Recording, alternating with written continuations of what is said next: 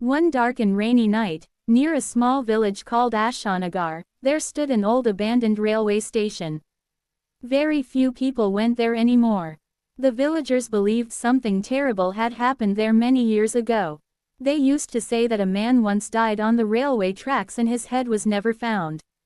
Since then, strange things had started happening at that place. But most people thought it was just a rumor. One night around midnight, the village watchman Ramu was patrolling the area with his lantern and stick. The wind was cold, and the trees in the nearby forest were making eerie sounds. As Ramu walked near the railway track, he suddenly noticed something lying beside the tracks. From a distance it looked like a body wrapped in white cloth. Ramu slowly walked closer and lifted his lantern. The moment the light fell on it, his hands started trembling. It was a dead body, but it had no head. Blood was spread around the tracks. Ramu stepped back in fear. Suddenly, the bushes nearby started rustling. Ramu shouted nervously, "Who is there?" No answer came. Then his lantern suddenly started flickering. The light went on and off. And then, Ramu saw something that froze his blood. The headless body slowly moved. Its fingers crawled on the ground as if it was trying to stand. Then suddenly, the body stood up, but its shoulders were still without a head. Ramu began to step backward in terror. Just then he felt a cold breath near his ear. A whisper echoed beside him. "Have you seen my head?" Ramu slowly turned around, and screamed. A severed head was floating in the air behind him. Its eyes were red and blood was dripping from its mouth. The head spoke again. "Return my head." Suddenly the head flew into the hands of the headless body. The corpse began walking toward Ramu. Ramu ran for his life. He reached the village and told everyone what he saw. But when villagers went there the next morning, the body had completely disappeared. Only one thing was left. On the ground, written in blood were the words, "My head is still missing." From that day onward, people say that if someone goes near the station at night, they hear a whistle. After that incident, fear spread across the village. People stopped going near the railway station after sunset. But one man didn't believe these stories. His name was Vikram. He had studied in the city and believed that ghosts were just superstition. When Ramu told him the story, Vikram laughed. "Fear makes people imagine things," he said. "I will go there tonight and prove nothing is there." That night around 1 a.m., Vikram went to the railway tracks carrying a flashlight. Dark clouds covered the sky. The place felt unusually cold.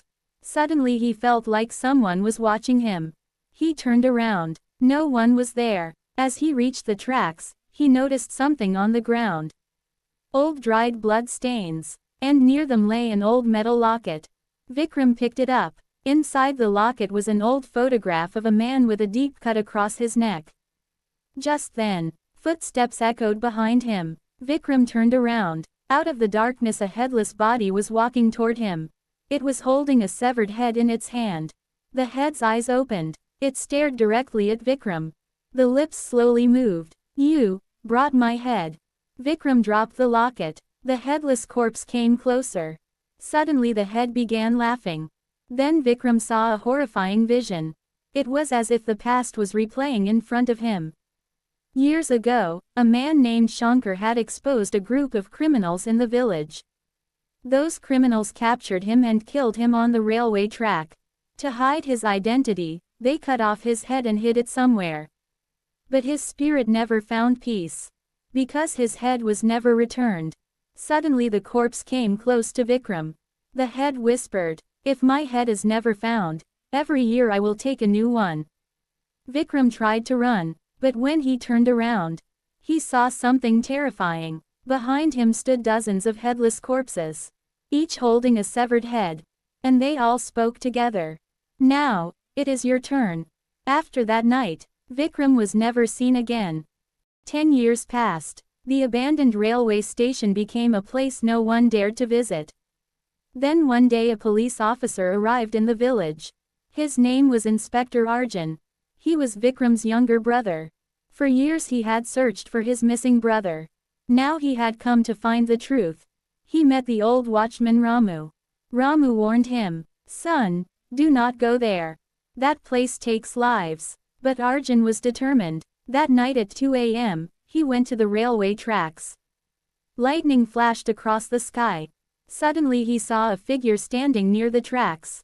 Arjun walked closer, and his heart nearly stopped. It was a headless body. But the head it held in its hand was Vikram's head. Vikram's lips moved slowly. Brother, leave this place. Suddenly terrifying laughter echoed everywhere. Arjun turned his flashlight around. What he saw made his blood freeze. All around him stood hundreds of headless corpses, each holding a different head. Some heads were laughing, some were crying. Suddenly the ground began to crack. From beneath the railway track rose a skeleton-like figure with burning eyes. It was Shankar's spirit, but now it was no longer human. It had become something far darker. Shankar roared, "The one who hid my head will pay." Suddenly Arjun remembered something from the old police records. Someone in the village had helped the killers. And that person was Ramu. At that moment a voice came from behind.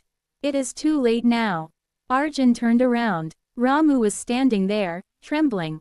Tears filled his eyes. "I made a mistake. Forgive me."